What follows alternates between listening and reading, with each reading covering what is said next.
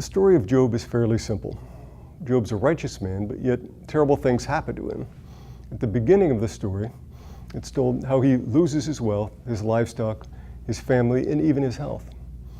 He complains about this to God and is joined by three friends, Eliphaz, Bildad, and Zophar, who all take turns discussing the issue with him. In the end, Job repents, and ultimately his wealth, family, and health are restored to him. The work can be seen to be structured into 8 parts. First, there's the prologue, which scholars believe was a simple episode that belonged to an early folk tradition. Second, there's a first set of dialogues, which includes 3 sets of speeches from each of Job's friends, and then his response to them. It's possible that the original text ended here. Third, there's a brief interlude about the source of wisdom, which seems clearly to be a later insertion. Fifth, there's Job's final speech in his defense.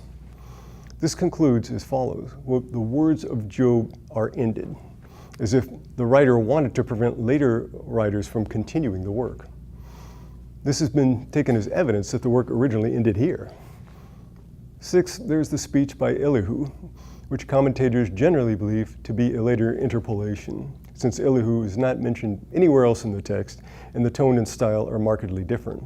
Moreover, of all the interlocutors, Elihu is the only one with a Hebrew name. Seventh, there is God's answer to Job. Finally, there is the epilogue, which contains the account of the restoration of Job. The book is thus like an onion, with many different layers being added one at a time. The text presumably arose as a number of different authors were in disagreement about the solution to the issue, and each of them then tried to add a part of the text in order to resolve the problem in the way they thought best. Thus, although the book of Job ostensibly sets out to solve the problem of human suffering, the text itself testifies to the intractability of the issue.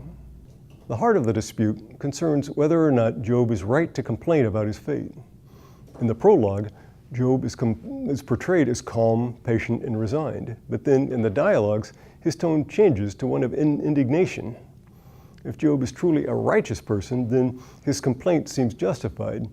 If he's done nothing wrong, then why should he be made to suffer? But this is exactly what his friends call into question. In their eyes, God is never wrong. And so if Job is suffering, he must certainly have done something to deserve it. And he's simply arrogant and proud not to admit this. How can Job be so audacious as to accuse God of injustice when it's Job himself who has obviously done something wrong? Eliphaz argues, quote, "Think now, who that was innocent ever perished, or where was the upright cut off? As I have seen, those who plow iniquity and sow trouble reap the same. By the breath of God they perish, and by the blast of his anger they are consumed." So, according to this view, if something bad happens to you, then it's always in some way your own fault. Since God is in charge of the universe and can control everything, there's no room for chance or just bad luck.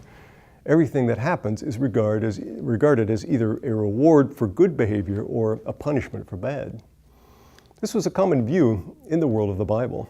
One recalls how in the New Testament it was thought that people who were afflicted with physical disabilities because they were sinful or had offended God in some way. Zophar argues that God always punishes the wicked and the godless. They cannot escape his wrath since God sees everything. In his response, Job simply notes the empirical fact that evil and immoral people are not always punished.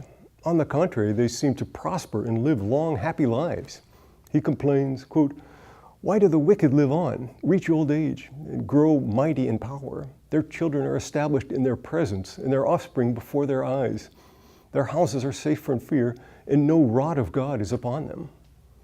So if God is just, then why does he not punish these people, but instead allow them to continue to enjoy their lives? Job notices that some prosper and some suffer, but there seems to be no correlation between this and their ethical behavior. In the end, both die. Quote, "One dies in full prosperity, being wholly at ease and secure, his loins full of milk and the marrow of his bones moist. Another dies in bitterness of soul, never having tasted of good. They lie down alike in the dust, and the worms cover them. For Job, there's no justice in this, right? The implication is that God is indifferent to how people act, since he punishes everyone, righteous and wicked, with death. Quote, "It's all one, therefore I say, he destroys both the blameless and the wicked."